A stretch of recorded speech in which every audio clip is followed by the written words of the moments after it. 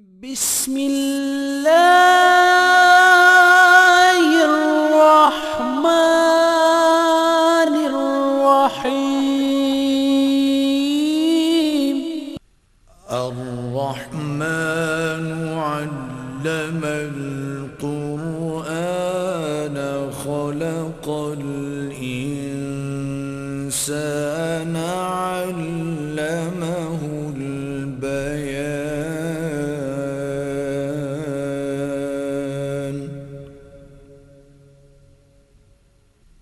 الشمس والقمر بحسبان والنجم والشجر يسجدان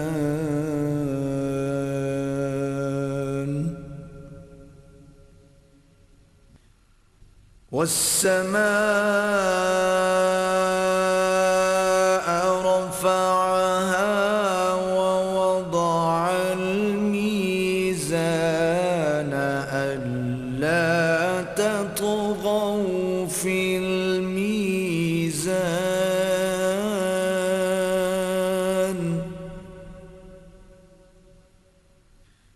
وأقيموا الوزن بالقسط ولا تخسروا الميزان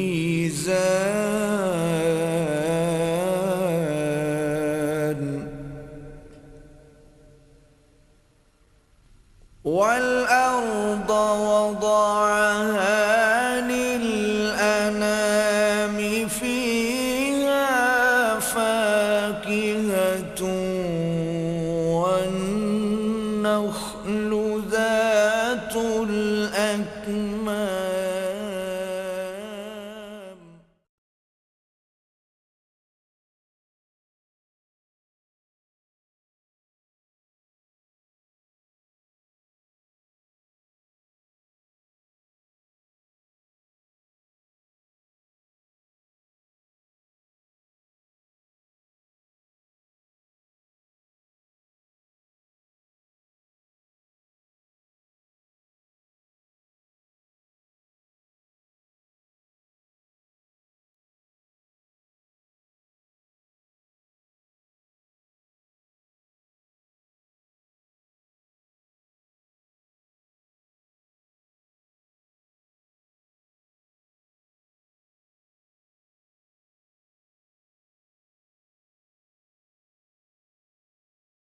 جائیں جو اہل توحید ہوں. عبد القادر جیلانی نے بنیت الطالبین میں لکھا ہے کہ حنفی جو ہیں نعمان ابن ثابت کے ماننے والے وہ جہنم میں جائیں.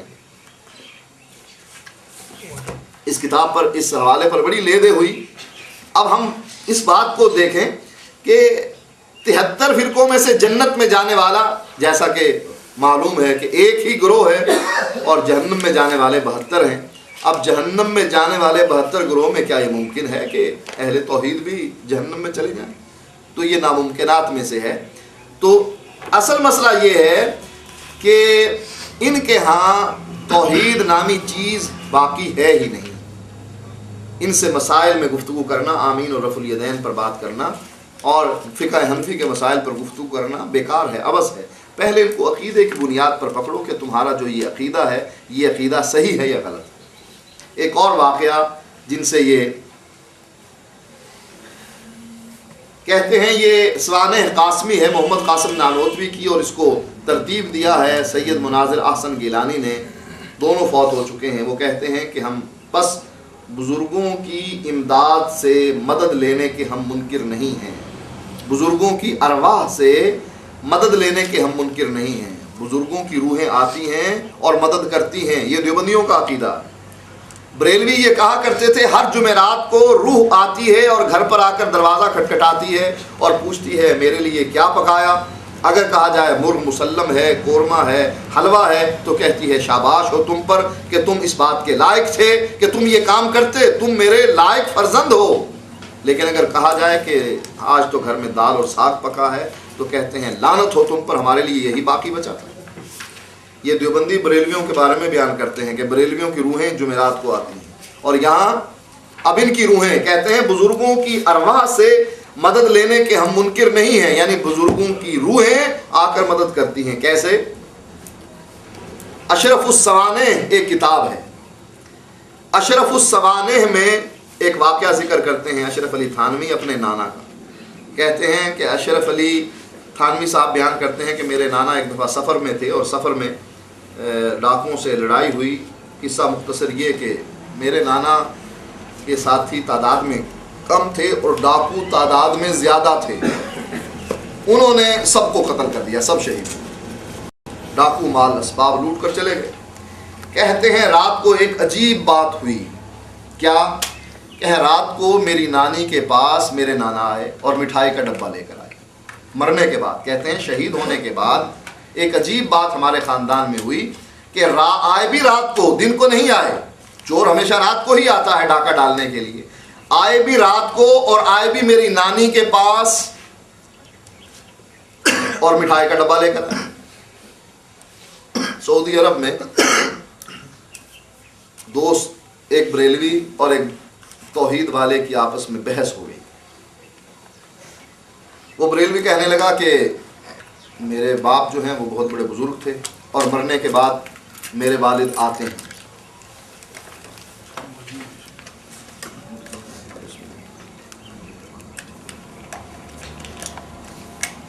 وہ کہتے ہیں کہ میرے والد جو ہیں وہ بزرگ ہیں اور رات کو میری اماں کے پاس وہ آتے ہیں۔ کہتے ہیں کیسے آ سکتے ہیں، مر گئے، مرنے کے بعد آنے کا تو کیا بنتا ہے؟ کہا نہیں آتے ہیں۔ آپس میں وہ جھگڑا چلا آخرکار شرطے میں معاملہ چلا گیا، تھانے میں چلا گیا معاملہ۔ شرطوں نے دونوں کو بلا لیا کہ تم کیوں آپس میں لڑ جھگڑ رہے ہو؟ کسی نے جا کر شکایت لگا دی کہ یہ لڑنے مرنے کے لیے تیار۔ وہ کہنے لگا کیا بحث ہے تمہاری؟ کہنے لگا کہ یہ کہتے ہیں میرے والد رات کو آتے ہیں۔ کہتا ٹھیک ہے آتے ہیں، تمہیں کیا تکلیف ہے؟ جو مرضی ہے ان کے گھر میں، ان کے والد آتے ہیں رات کو آتے ہیں تو تمہیں کیا تکلیف ہے؟ ان کے آنے پر کیا اعتراض ہے تم کو؟ کہا نہیں، ان کے والد مر گئے ہیں۔ کہتا ہاں مر گئے؟ مات؟ ہاں مر گئے۔ کہا اچھا پھر کون آتا ہے تیرے گھر میں؟ تیری ماں کے پاس کون آتا ہے؟ بتا جلدی بتا۔ جب تیرا باپ مر گیا، مرنے کے بعد تیری ماں کے پاس اصل میں کون آتا ہے؟ دیکھ تو صحیح کون آتا کون ہے؟ اس نے وہی فیصلہ کر دیا کہ مرنے کے بعد تیرا باپ نہیں آ سکتا، آنے والا کوئی اور ہوگا۔ اب یہ اشرف علی تھانوی کے پاس، ان کی نانی کے پاس ان کے نانا آئے۔ اب پتہ نہیں ان کے نانا کس کے رنگ میں ہے۔ کہا نہیں میرے نانا ہی تھے، میرے ہی نانا۔ مٹھائی کا ڈبہ لے کر آئے، مٹھائی کا ڈبہ لائے اور کہنے لگے کہ ہم ہر روز آیا کریں گے۔ دیکھیں کتنا اختیار ہے بزرگوں کی روحوں کو آنے کا، کتنا اختیار۔ اللہ کہتا ہے اللہ یتوفی الانفس حین موتها والتي لم تمت في منامها فيمسك التي قضى عليها الموت ويرسل الاخرى۔ اللہ کہتا ہے میں دو موقعوں پر روحیں قبض کرتا ہوں، ایک نیند کی حالت میں روح قبض کر لی جاتی ہے اور ایک موت کی حالت میں۔ جس کی نیند کی حالت میں روح قبض ہوتی ہے دنیا میں واپس بھیج دی جاتی ہے، اس لیے کہ ابھی اس کی زندگی باقی ہے، اور جس کی روح، جس کے بارے میں فیصلہ ہو جائے کہ یہ مر چکا ہے، فَيُمْسِكُ الَّتِي قَضَىٰ عَلَيْهَا الْمَوْتَ، اس کی روح کو روک لیا جاتا ہے۔ اور حدیث میں آتا ہے اگر تو بد روح ہے وہ آسمان کے دروازے اس کے لیے بند ہو جاتے ہیں، فرشتے لپیٹتے ہیں بدبودار کپڑے میں اور فرشتے لعنتیں کرتے ہیں اس کی بدبو کی وجہ سے کہ سارا راستہ متعطل ہے، اور آسمان کے دروازے بند ہو جاتے ہیں۔ اللہ فرماتا ہے آسمان کے دروازے بھی نہ کھلیں گے اور یہ لوگ جنت میں بھی نہ جائیں گے جب تک کہ سوئی کے دھاگے میں تم اونٹ کو داخل نہیں کر دیتے ہو۔ جیسے سوئی کا کپڑے سینے والی سوئی ہے، اس کے باریک سے ناکے میں اونٹ داخل نہیں ہو سکتا ہے، ایسے ہی یہ لوگ نہ جنت میں جا سکتے ہیں نہ ان کے لیے آسمان کے دروازے کھلیں گے۔ کہا جاتا ہے لے جاؤ اس کو زمین میں پھینک، اب یہ زمین میں قید خانے میں اس کی روح کو قید کر دیا جاتا ہے۔ دوسری روح وہ ہے کہ جس کے لیے خوشبودار کپڑے میں لپیٹا جاتا ہے، آسمان کی طرف بلند ہوتے ہیں، فرشتے کہتے ہیں کس اچھے آدمی کی روح کو لے کر جا رہے ہو، آسمان کے دروازے کھل جاتے ہیں، جنت میں یہ پہنچ جاتی ہے۔ اللہ سبز، مسلم کی روایت ہے کہ اللہ سبز قسم کے پرندوں کے قالبوں میں ان کی روحوں کو ڈال دیتا ہے، اور پھر یہ روحیں کہا جاتا ہے جنت میں جہاں جاتی ہو جاؤ، کھاؤ پیو، اور رات کو عرش کے نیچے جو پندیلیں اللہ تعالیٰ کے عرش کے نیچے لٹکی ہوئی ہیں وہاں بسیرا کرنا۔ روحوں کے دو ٹھکانے ہیں، یا جنت یا وہ قید خانہ۔ جس کی روح جنت میں ہوگی وہ پھاپھا کو ملنے کے لیے دنیا میں آنے کو تیار ہوگی کہ چلے میں پھاپھا کو ملا ہوں، اتنے سال اس کے ساتھ میں نے گزارے ہیں، میں جا کر ذرا اس سے ملاقات کراؤں یا کچھ کھا پیا ہوں، لہسن پیاز ادرک وغیرہ یہاں جنت میں نہیں ملتے۔ جو جنت میں وہ موجود ہے وہ دنیا میں آنے کے لیے تیار کہاں ہے، اور جو قید خانے میں ہے اس کو فرشتے چھوڑنے کے لیے تیار کہاں ہے؟ یہ جو اشرف علی تھانوی کے نانا کہہ رہے ہیں کہ ہر روز آیا کریں گے، اس کا کیا معنی؟ کہ بزرگوں کو اس بات پر اختیار ہے کہ جب آئیں، جب چاہیں آئیں اور جب چاہیں جائیں، لیکن شرط یہ ہے کہ تم بتلانا نہیں کسی کو کہ اشرف علی تھانوی کے نانا آئے تھے، میں آیا تھا، یہ بتلانا نہیں کسی کو۔ اگر نہیں بتلاؤ گے پھر ہر روز آیا کریں گے اور مٹھائی کا ڈبہ لایا کریں گے۔ اشرف علی بیان کرتے ہیں کہ میری نانی اس در سے کہ لوگ کیا کہیں گے کہ ان کے گھر میں رات کو مٹھائی کا ڈبہ کون دے کر گیا ہے، سمجھیں گے کہ کوئی اشرف علی تھانوی کی نانی کا کوئی یار ہے جو ان کو رات کو مٹھائی کے ڈبے لاتا ہے۔ یہ جھوٹ بولتے ہیں کہ نانا آئے تھے، لہٰذا نانی نے صبح ہی اعلان کر دیا رات کو اشرف علی تھانوی کے نانا آئے تھے، اور جو اس بات کا اعلان تھا کہ جب اشرف علی تھانوی کے نانا نے شرط لگائی تھی کہ میرا راز بتلانا نہیں پھر میں آیا کروں گا، چونکہ انہوں نے کہا کہ مجھے ڈر ہے کہ بدنامی میری ہوگی، اس لیے صبح اعلان کر دیا۔ اشرف علی تھانوی لکھتے ہیں کہ اس کے بعد میرے نانا کبھی بھی نہیں آئے، آنا چاہیے تھا ان کو لیکن کبھی بھی نہیں آئے۔ کیا مانا؟ کہ بزرگوں کی روحوں کو اختیار ہے، جس کی چاہے مدد کریں، جس کو جہاں مرضی آئیں جائیں، یہ ہے وہ عقیدہ توحید جس کو یہ ماننے والے۔ وہ کہ یہ جو 1819 برسنگ میں اس کا آ جائے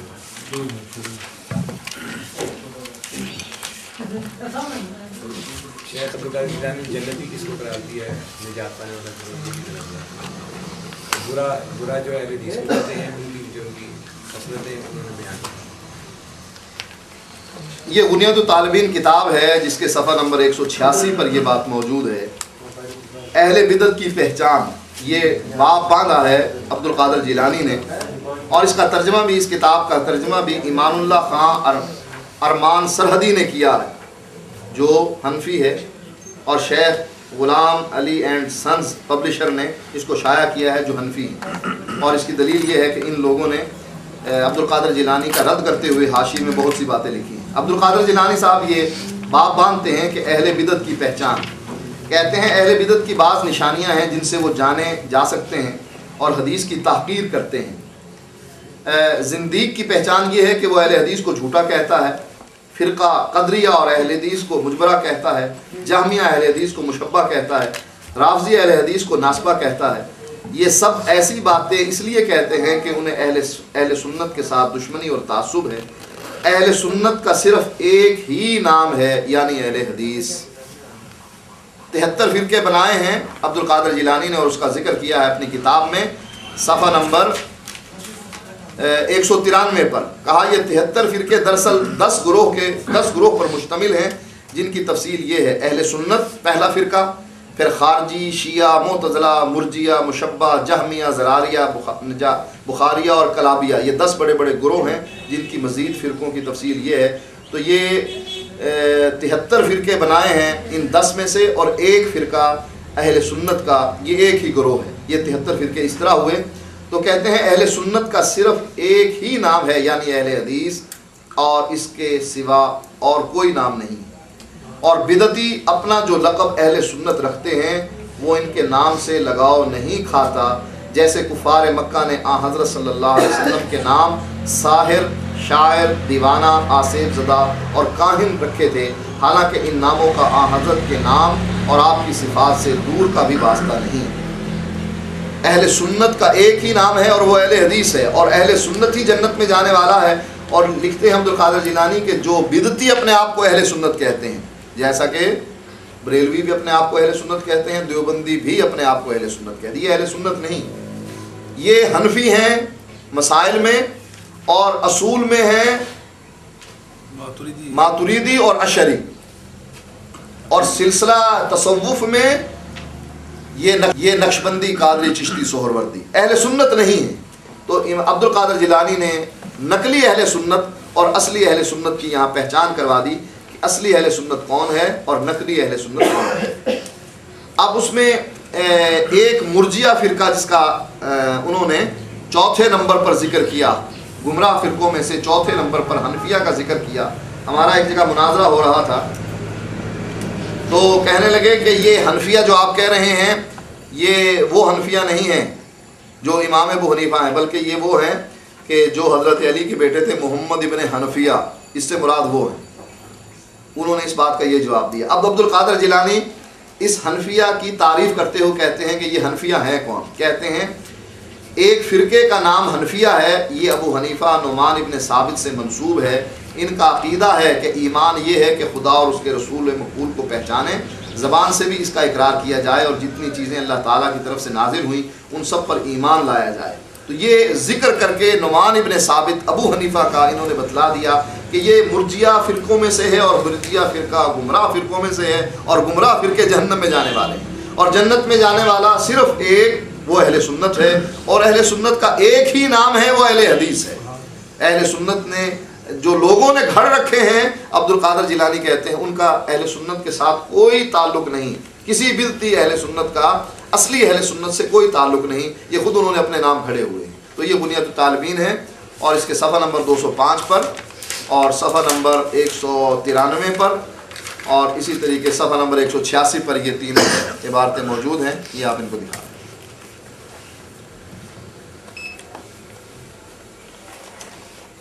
میں اس بات کو آگے بڑھاتے ہوئے، یہ جو بزرگوں کی روحیں آ کر مدد کرتی ہیں، ایک حکایت ارواح حکایات اولیاء سے، اشرف علی تھانوی کی حکایت اولیاء سے حکایت نمبر 247 ہے، وہ میں ذکر کرتا ہوں۔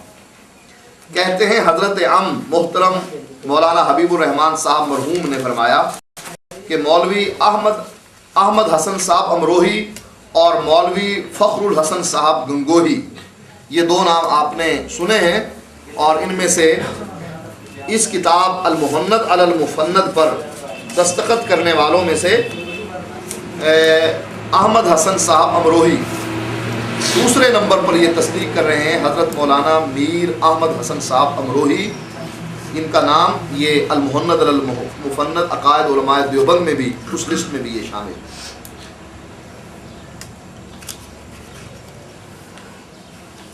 کہتے ہیں ان کی آپس میں مولوی فخر الحسن صاحب گنگوہی میں باہم معاصرانہ چشک تھی۔ چشمک ہوتا ہے کہ چشک ہوتا ہے؟ چشمک ہوتا ہے نا، غلط لکھا ہے۔ اور اس نے بعض حالات کی بنا پر ایک مخاصمہ اور متازعہ لکھا ہوا ہے کی صورت اختیار کر لی، اور مولانا محمود حسن صاحب وہ اصل جھگڑے میں شریک نہ تھے، نہ انہیں اس قسم کے امور سے دلچسپی تھی۔ محمود حسن صاحب کو، یہ محمود حسن صاحب پہلے نمبر پر آتے ہیں جنہوں نے تصدیق کی ہے عقائد علماء دیوبند کی، اور دوسرے نمبر پر احمد حسن صاحب آتے ہیں۔ یہ تین آدمیوں کا نام اس کتاب میں موجود ہے، ان میں سے دو کے دستخط اس کتاب پر بھی موجود ہیں۔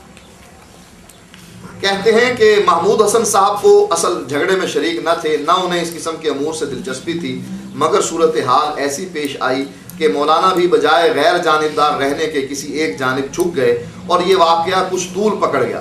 اسی دوران میں ایک دن الگ صبح بعد نماز فجر مولانا رفیع الدین صاحب رحمۃ اللہ علیہ نے مولانا محمود حسن صاحب کو اپنے حجرے میں بلایا۔ یہ چوتھے اور آدمی ہیں رفیع الدین، جو دارالعلوم دیوبند میں ہے۔ مولانا حاضر ہوئے اور بند حجرے کے کواڑ کھول کر اندر داخل ہوئے۔ موسم سخت سردی کا تھا۔ مولانا رفیع الدین صاحب رحمۃ اللہ علیہ نے فرمایا کہ پہلے یہ میرا روئی کا لبادہ دیکھ لو۔ مولانا نے لبادہ دیکھا تو تر تھا اور خوب بھیگ رہا تھا۔ فرمایا کہ واقعہ یہ ہے کہ ابھی ابھی مولانا نانوتوی رحمۃ اللہ علیہ جسد انصری کے ساتھ میرے پاس تشریف لائے تھے۔ قاسم نانوتوی صاحب جن کو مرا ہوا عرصہ گزر گیا، رفیع الدین صاحب جو دارالعلوم دیوبند میں غالباً محتمم تھے دارالعلوم دیوبند کے، ان سے کہتے ہیں کہ وہ کہتے ہیں محمود حسن صاحب سے کہ دیکھو پہلے میرا روئی کا لبادہ دیکھو، یہ رضائی میری دیکھو۔ دیکھا تو محمود حسن صاحب نے دیکھا تو خوب تر تھا اور خوب بھیگ رہا تھا، یعنی پسینہ اتنا آیا ہوا تھا۔ کہتے ہیں کہ فرمایا کہ واقعہ یہ ہے کہ ابھی بھی مولانا نانوتوی رحمۃ اللہ علیہ جسد انصری کے ساتھ میرے پاس تشریف لائے تھے۔ جسد انصری سے مراد یعنی کہ پورا جسم ہے، روح نہیں آئی تھی بلکہ پورا جسم آیا تھا، جسم سمیت روح وہ اس کے ساتھ تشریف لائے، جس سے میں ایک دن ایک دم پسینہ پسینہ ہو گیا اور میرا لبادہ تر بتر ہو گیا۔ جب میں نے اپنے سامنے مرے ہوئے قاسم نانوتوی کو سامنے دیکھا، کہنے لگے میں اس سے ایک دم پسینہ پسینہ ہو گیا اور میرا لبادہ تر بتر ہو گیا۔ اور یہ فرمایا قاسم نانوتوی صاحب نے کیا فرمایا کہ محمود حسن کو کہہ دو کہ وہ اس جھگڑے میں نہ پڑے، بس میں نے یہ کہنے کے لیے بلایا ہے۔ مولانا محمود حسن صاحب نے عرض کیا کہ حضرت میں آپ کے ہاتھ پر توبہ کرتا ہوں کہ اس کے بعد میں اس قصہ میں کچھ نہ بولوں گا۔ محمود حسن کو بھی یقین تھا کہ قاسم نانوتوی آئے، رفیع الدین کو بھی اس بات کا یقین تھا کہ قاسم نانوتوی آئے۔ فوراً محمود حسن نے توبہ کر لی، کس کے ہاتھ پر؟ رفیع الدین کے ہاتھ پر، کہ میں کچھ نہیں بولوں گا، بس میری توبہ۔ اب اشرف علی تھانوی صاحب کی رگ پھڑکتی ہے، وہ اس پر حاشیہ لکھتے ہیں، کہتے ہیں یہ واقعہ روح کا تمثل تھا اور اس کی دو صورتیں ہو سکتی ہیں، ایک یہ کہ جست مثالی تھا مگر مشابہ جست عنصری کے، دوسری صورت یہ کہ روح نے خود عناصر میں تصرف کر کے جست عنصری تیار کر لیا ہو مگر وقت گزر جانے پر پھر اس مرکب کو تحلیل کر دیا جاتا۔ کہتے ہیں دو ہی صورتیں ہیں، یا تو یہ ہے کہ وہ جست مثالی تھا، اصل نہیں تھا، مثالی جسد تھا کہ اس طرح کا قاسم نانوتوی صاحب اس طرح کے تھے، ہاں اس طرح کا ایک جسد بن کر آ گیا۔ کہتے ہیں یا تو جسد مثالی تھا یا جسد عنصری تھا۔ اور جسد عنصری کیسے بنا؟ جسد عنصری وہ جو ہمارا یہ جسم ہے سیم، کہتے ہیں کہ روح نے خود عناصر میں تصرف کر کے جسد عنصری تیار کر لیا۔ یہی عقیدہ، اس سے ملتا جلتا عقیدہ ہندوؤں کا ہے۔ مرنے والے کو کہتے ہیں دوبارہ جب آؤ گے نا، کتا بن کر نہ آنا، ہرن بن کر آنا، بکری بن کر آنا، شیر بن کر آنا۔ ان کا بھی یہ عقیدہ ہے کہ روح بعد میں دوسرے جسم کے ذریعے سے دنیا میں واپس آ جاتی ہے۔ یہی عقیدہ دیوبندیوں کا ہے کہ قاسم نانوتوی کی روح نے خود ایک جسد عنصری تیار کیا اور اس کے اندر وہ سوار ہوئی اور اس کو لے کر دارالعلوم دیوبند میں پہنچ گئی۔ قاسم نانوتوی کیا، خود اللہ کے نبی بھی بقول ان کے دارالعلوم دیوبند میں آتے رہتے ہیں۔ کسی نے پوچھا قاسم اللہ کے نبی سے کہ اللہ کے نبی آپ یہ اردو زبان کہاں سے بولنا سیکھ گئے ہیں؟ کہا اکثر مجھے دارالعلوم دیوبند آنا جانا پڑتا ہے، اس لیے وہاں آنے جانے کی وجہ سے مجھے اردو زبان آ گئی۔ اس کا حوالہ کیا ہے؟ یہی ارواح ثلاثہ کا حوالہ۔ چلیں اتنی ہی کافی ہم لوگ، یہ وسیلے کی بات ہے نا، اس کا بیان ہم نے ایسے قائم بات ہے وہ آپ نے نہیں بتایا، مسئلے تو بہت کیا کیا وہ بعد میں سوال ہوگا، سوال کا موقع ملے گا، آپ بیٹھیں ابھی تھوڑا سا یہ ختم کر لینا بس اس کو۔ تھوڑا سا یہ قائد کی بات ہی بس۔ یہ ہے فضائل درود شریف، تبلیغی نصاب۔ آج کل انہوں نے تبلیغی نصاب کو فضائل اعمال میں بدل دیا ہے، تو یہ میں آپ کو ایک حوالہ بیان کرتا ہوں جو زکریا صاحب نے اپنی کتاب میں ذکر کیا ہے۔ وہ کہتے ہیں کہ حضرت سفیان ثوری سے نقل کرتے ہیں کہ میں طواف کر رہا تھا، میں نے ایک شخص کو دیکھا کہ وہ ہر قدم پر درود ہی پڑھتا ہے اور کوئی چیز تسبیح و تحلیل وغیرہ نہیں پڑھتا۔ میں نے اس سے پوچھا اس کی کیا وجہ، تو اس نے پوچھا تو کون ہے؟ یہ ارواح ثلاثہ کا حوالہ دے دیا آپ نے،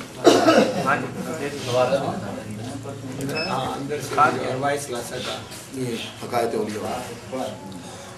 تو ہر قدم پر درود ہی پڑھتا ہے اور کوئی چیز تسبیح و تحلیل وغیرہ نہیں پڑھتا۔ میں نے اس سے پوچھا اس کی کیا وجہ، تو اس نے پوچھا تو کون ہے؟ میں نے کہا میں سفیان ثوری ہوں۔ اس نے کہا اگر تو اپنے زمانے کا یکتا نہ ہوتا اور میں نہ بتاتا اور اپنا راز نہ کھولتا۔ پھر اس نے کہا میں اور میرے والد حج کو جا رہے تھے، ایک جگہ پہنچ کر میرا باپ بیمار ہو گیا، میں علاج کا اہتمام کرتا رہا، ایک دم ان کا انتقال ہو گیا اور منہ کالا ہو گیا۔ میں دیکھ کر بہت ہی رنجیدہ ہوا اور انا للہ پڑھی اور کپڑے سے ان کا منہ ڈھک دیا۔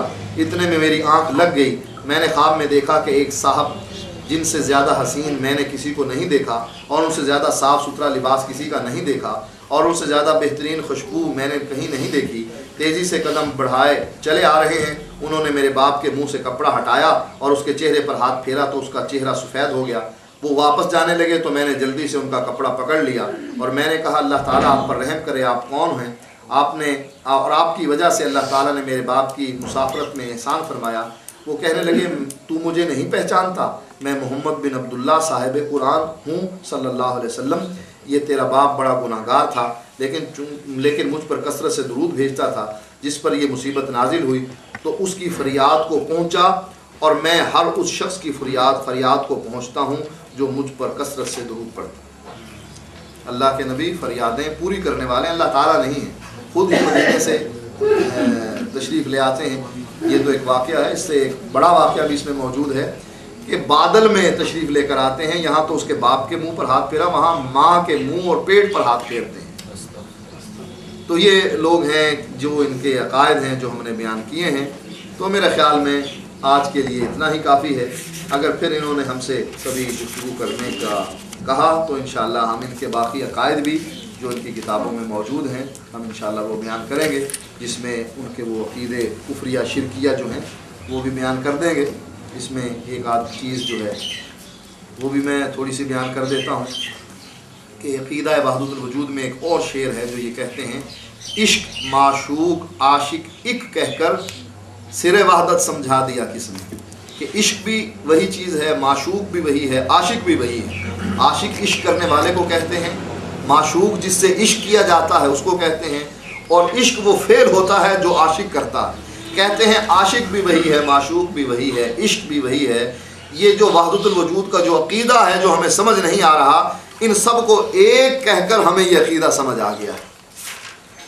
یہ ہے صفحہ نمبر 215 پر، اور اسی طرح صفحہ نمبر 205 پر بھی آخری شعر جو ان کا غزل ہے اس کا آخری شعر میں پڑھ دیتا ہوں، جس میں وہ یہ کہتے ہیں: ہو آستانہ آپ کا امداد کی جبیں، اور اس سے زیادہ کچھ نہیں درکار یا رسول اللہ. کہتے ہیں اللہ کے رسول آپ کا در ہو اور سجدے کون کر رہا ہو؟ امداد اللہ مہاجر مکی. نبی کی قبر پر سجدہ کرنا شرک ہے. اللہ کے نبی نے فرمایا لعنت کرے اللہ تعالیٰ یہودیوں اور عیسائیوں پر، اتخذوا قبور انبیائہم مساجدہ، انہوں نے نبی کی قبروں کو سجدہ گاہ بنا لیا. یہ اللہ کے نبی نے اپنی زندگی کے آخری ایام میں بات بیان کی. آپ نے چادر اپنے چہرے سے ہٹائی، بخار آپ کو چڑھا ہوا تھا، آپ نے فرمایا لعن اللہ الیہود والنصارى، اللہ لعنت کرے یہودیوں اور عیسائیوں پر، انہوں نے اپنے انبیاء کی قبروں کو سجدہ گاہ بنا لیا. اور یہاں یہ کہہ رہے ہیں ہو آستانہ آپ کا امداد کی جبیں، کہ اللہ کے نبی در آپ کا ہو اور پیشانی امداد اللہ مہاجر مکی کی ہو، اور اس سے زیادہ کچھ نہیں درکار یا رسول اللہ. تو یہ ہے ان لوگوں کے عقائد اور ان لوگوں کی باتیں. رومی کا اشعار جس کو حاجی زکریا صاحب اپنی کتاب میں تبلیغ نصاب میں ذکر کرتے ہیں، کہتے ہیں ترحم یا نبی اللہ ترحم، اے اللہ کے نبی رحم کیجئے، اے اللہ کے نبی رحم کیجئے. رحم کرنے والا اللہ تعالیٰ ہے. اس کے صفحہ نمبر 806 پر ان کے اشعار کا ترجمہ کرتے ہوئے آپ یہ کہہ رہے ہیں کہ عاجزوں کی دستگیری بے کسوں کی مدد فرمائیے، اور مخلص عشاق کی دلجوئی اور دلداری کیجیے. عاجزوں کی دستگیری بے کسوں کی مدد فرمائیے. بریلوی کہتے ہیں پیران پیر دستگیر، دستگیر میں نے دست پکڑنے، بازو پکڑنے، ہاتھ پکڑنے والا اور اس کے اٹھانے. یہی الفاظ کہتے ہیں زکریا صاحب دیوبندی، عاجزوں کی دستگیری. بریلوی کہتے ہیں پیران پیر دستگیر. زکریا صاحب کیا کہتے ہیں؟ اللہ کے نبی کو آپ دستگیری فرمائیے. کیا فرق رہا بریلویوں اور دیوبندیوں میں؟ یہ جھوٹ ہے. دیوبندی اہل توحید ہیں، ان کے پیچھے نماز ہو جاتی ہے، رشتہ ناطہ ہو جاتا ہے. بریلوی شرک کرتے ہیں، ان کے پیچھے نماز نہیں ہوتی. جو علماء یہ عقیدہ رکھتے ہیں ان کو آپ جا کر یہ سی ڈی تحفے میں دیجئے تاکہ ان کو بھی پتہ لگے کہ ان لوگوں کے عقائد کیا واقعی عقائد حقہ ہیں، توحید والے ہیں، یا ان کے عقائد کفریہ شرکیہ ہیں. جو ہمارا دعویٰ تھا ہم نے وہ ثابت کر دیا کہ علماء دیوبند کے عقائد کفریہ شرکیہ ہیں، اور ان کے عقیدے کی کتابوں سے ہم نے ثابت کیا. کوئی جا کر یہ نہ کہے کہ یہ انہوں نے اپنی طرف سے کوئی کتابیں اٹھائی ہیں اور ان کے فوٹو جو ہم نے دے دیے ہیں، لہٰذا ہر آدمی دے سکتا ہے. گستاخی اللہ اور اس کے رسول کی تو ٹاپک بہت طویل ہے، اور انشاءاللہ کبھی پھر موقع ملے گا تو ہم بیان کریں گے. اسی کے ساتھ ہم آپ سے اجازت چاہتے ہیں. وآخر دعوانا الحمدللہ رب العالمین. اب اگر کسی نے کوئی سوال کرنے ہیں مختصر تو سوال کیجئے، کیونکہ 12:15 ہو گئے ہیں اور نماز کا وقت. شاہ صاحب اکثر یہ آپ میرا خیال ہے ان کو کر لینے دیجئے پہلے تاکہ ٹائم بچ جائے. یہ زیادہ ضروری ہے، اچھا وہی کریں گے. کریں.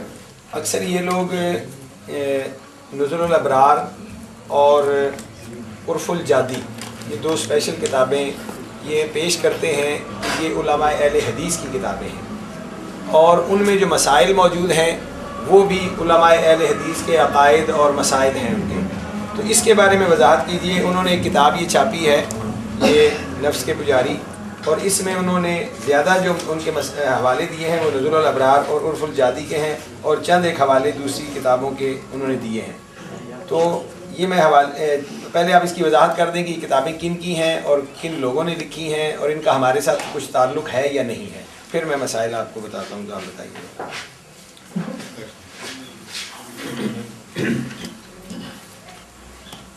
اصل میں یہ لوگ چاہتے ہیں کہ تالاب میں سب ننگے ہو جائیں، جب سب ننگے ہو جائیں گے پھر ایک دوسرے کو کیا برا کہیں گے؟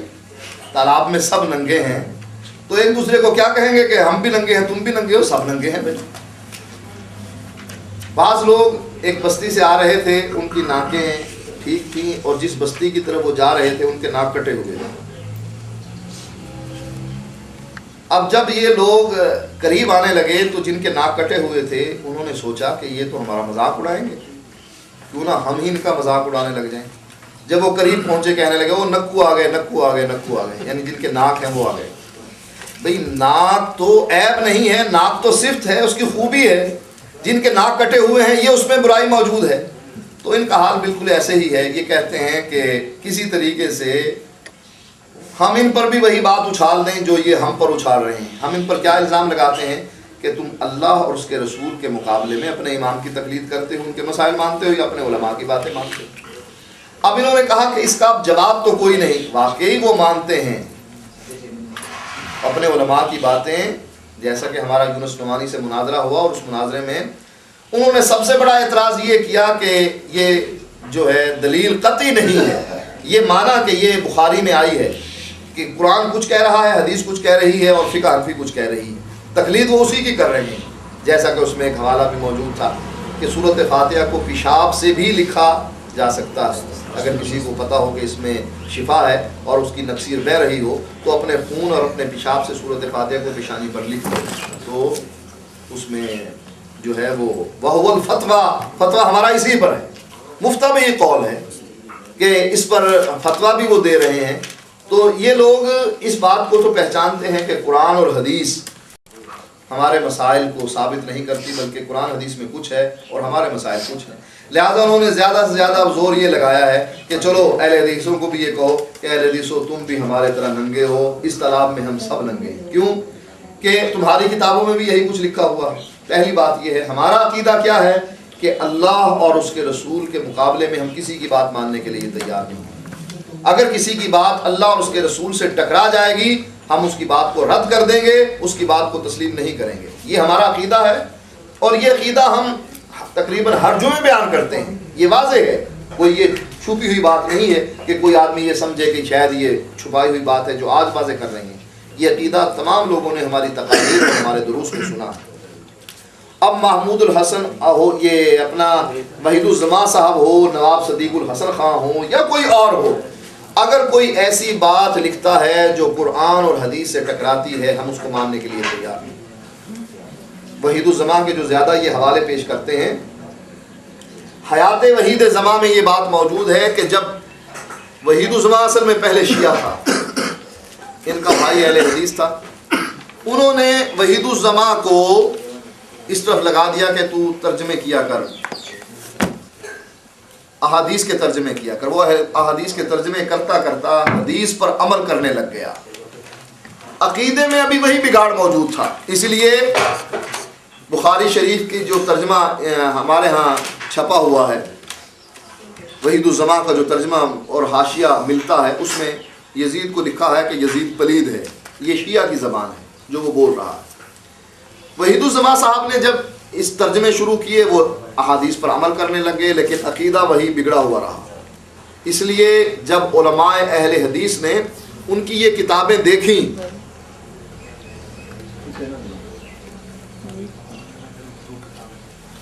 علماء اہل حدیث نے جب یہ کتابیں وحید الزمان کی دیکھی تو ان سے اختلاف کیا اور ان سے ناراض ہو گئے۔ جب وحید الزمان کی زندگی میں ہی علماء اہل حدیث ان کتابوں سے برات کا اظہار کر گئے ہیں تو اب ان کو ہمارے لیے حجت بنا کر پیش کرنا کوئی دکھ بنتی ہے۔ ہمیں یا تو غیر مقلد نہ کہو، ایک طرف ہمیں کہتے ہیں کہ تم غیر مقلد ہو۔ غیر مقلد کا معنی کیا کہ یہ اللہ اور اس کے رسول کے علاوہ کسی کی بات نہیں مانتے، نہ امام ابو حنیفہ کی، نہ شافعی کی، نہ مالک کی، نہ احمد ابن حنبل کی اور نہ باقی اماموں کی، نہ شیعہ کے 12 اماموں کی. جب ایک طرف تم ہمیں غیر مقلد ڈکلیئر کر چکے ہو کہ یہ غیر مقلد ہیں، تو ہم پر جو چیز حجت ہے وہ قرآن و حدیث ہے جس کو ہم مانتے ہیں، جو ہمارا دستور ہے. آج تک کیا ہم نے اپنی تقاریر میں کسی کو یہ کہا ہے کہ نزل الابرار ہماری کتاب ہے، اس پر عمل کرنا چاہیے، عرف الجادی ہماری کتاب ہے، اس پر عمل کرنا چاہیے، یا کنز الحقائق جو ہے وہ ہماری کتاب ہے، اس پر عمل کرنا چاہیے؟ اب یہ کتاب جو چھاپی ہے جمعیت اہل سنہ لاہور، دیوبندیوں نے یہ کتاب چھاپی ہے ہمارے لیے کہ یہ لو تمہاری یہ کتابیں ہیں، چھاپ ہم رہے ہیں. کیوں؟ وہ اس طلب میں ہم سب کو ننگا دیکھنا چاہتے ہیں کہ ہم کہیں، تم کہو گے کہ تم امام ابو حنیفہ کے مقلد ہو، ہم کہیں گے تم وحید الزمان کے مقلد ہو، تم نواب صدیق حسن خان کے مقلد ہو. حالانکہ ہماری تقاریر اور ہمارے دروس میں اس بات کا واضح اعلان ہے کہ ہم اللہ اور اس کے رسول کی بات کے مقابلے میں کسی کی بات نہیں مانتے. اور تم یہ کہتے ہو. محمود الحسن نے یہ بات لکھی ہے تقریر ترمذی میں، کیا کہتے ہیں؟ الحق والانصاف ان الترجیح للشافعی فی هذه المسئلہ. اس تجارت کے مسئلے میں حق اور انصاف کی بات یہی ہے کہ امام شافعی کو ترجیح ہے. کیوں؟ پچھلی لائنوں میں ذکر کرتے ہیں من جہت الاحادیث والنصوص، قرآن کی آیات امام شافعی کا ساتھ دے رہی ہیں، نبی کی احادیث امام شافعی کا ساتھ دے رہی ہیں. جب قرآن کی آیات امام شافعی کا ساتھ دے رہی ہیں اور نبی کی احادیث امام شافعی کا ساتھ دے رہی ہیں، تو تم کیوں نہیں قرآن حدیث پر عمل کرتے؟ اس مسئلے کو کیوں نہیں مانتے؟ کہتے ہیں نحن مقلدون یجب علینا تقلید امامنا ابی حنیفہ کا، ہم مقلد ہیں اپنے امام کے، ہم پر ہمارے امام کی تقلید واجب ہے. حق اور انصاف مانتے ہوئے کہ حق کے مقابلے میں کیا ہوتا ہے؟ باطل. انصاف کے مقابلے میں کیا ہوتا ہے؟ ظلم اور زیادتی.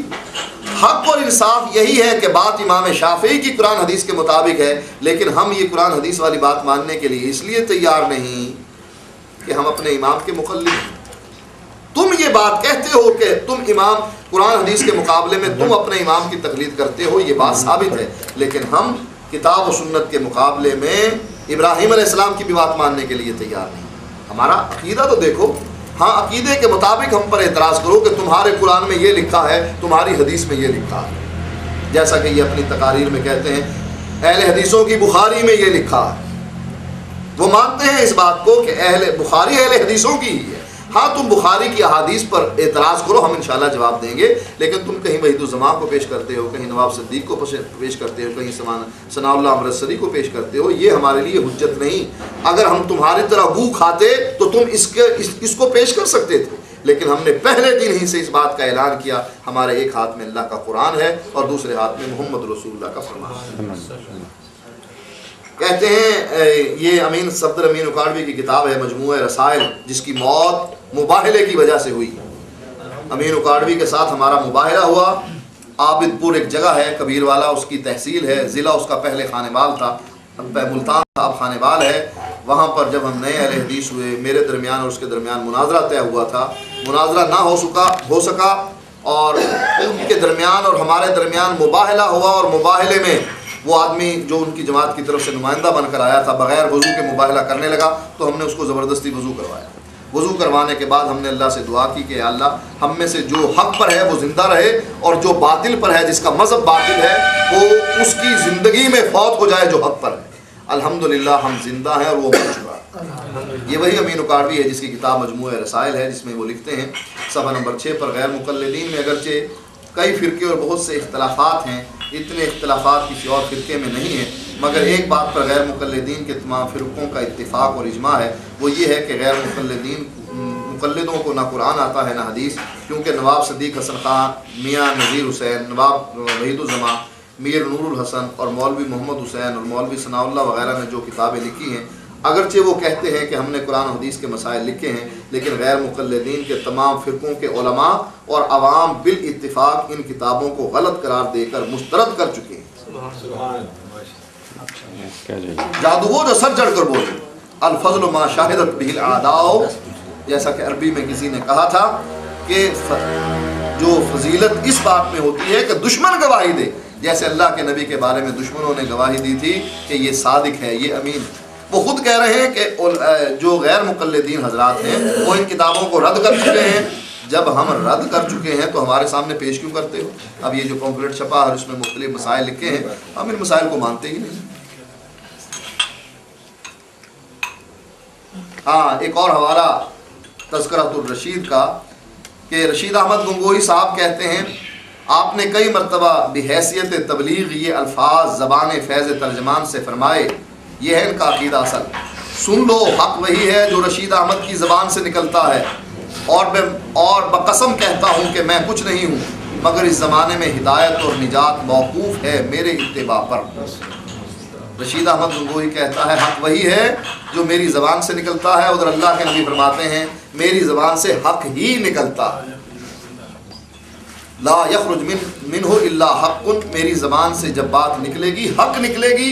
ये किसको फरमाया? अब्दुल्ला बिन अमर बिन आस को आपने हदीस लिखने का हुक्म देते हुए फरमाया कि तुम हदीस क्यों नहीं लिखते? लोगों ने कहा, उन्होंने जवाब दिया कि लोग कहते हैं कि ना लिखा करो, पूछ कर लिखा करो, हो सकता है कोई बात सही हो कोई गलत हो। उस मौके पर अल्लाह के नबी ने फरमाया मेरे मुंह से जो बात निकलेगी हक़ निकलेगी। और ये रशीद अहमद गंगोही कहते हैं हक़ वही है जो रशीद अहमद गंगोही की ज़बान से निकलता है। और वो कहते हैं कि इस ज़माने में हिदायत और निजात मेरे इत्तिबा पर मौकूफ़ है। अल्लाह के नबी फरमाते हैं मन अतानी दखल जन्नत, जो मेरे पीछे चला जिसने मेरी इत्तिबा की वो जन्नती है। और ये कहते हैं कि हिदायत और निजात मेरे इत्तिबा पर है। ये नबी का मुकाबला नहीं तो क्या है? गैर मुक़ल्लिद हैं या हम अहले हदीस हैं, ये वाज़े करें हम अहले हदीस हैं। मुक़ल्लिद का मुतज़ाद मौक़िफ़ होता है। चाहे ये हमको गैर मुक़ल्लिद का लक़ब हमें किसने दिया? इन्होंने दिया कि हम मुक़ल्लिद हैं, हम 4 इमामों को मानने वाले हैं और ये गैर मुक़ल्लिद हैं। हमने कहा चलो तुम जब गैर मुक़ल्लिद खुद कह रहे हो हम अहले हदीस हैं, ये तो बात वाज़ेह है। तुम जब हमें गैर मुक़ल्लिद करार दे रहे हो तो फिर हमारे मुकाबले में वो किताबें क्यों पेश कर रहे हो जिनको हम खुद रद्द कर चुके हैं? हाँ जी, वो आप क्या सवाल कर रहे थे? पूछें पहले, आप वो पूछें पहले उनका सवाल। अच्छा शाह साहब, ये कब्रिस्तान में जाना और उनको दुआ करना ये बनी है? कब्रिस्तान में जाना सुन्नत है, वहाँ जाकर दुआ करना सुन्नत है, लेकिन अगर उसका अकीदा सही है उसके लिए दुआ करें। अगर वो कब्रों का पुजारी मरा है उसके लिए दुआ कोई नहीं। मतलब है कि अगर माँ बाप जो है ना फौत हो जाए, हाँ, उनके उसके लिए लिए जा सकते हैं। जिसका अकीदा सही है वो जाए और उनके लिए दुआ करे, जाना सुन्नत है, कौन मना करता है? दुआ कैसे, जैसे वो कहते हैं नहीं वो नहीं समझते, दुआ नहीं समझते।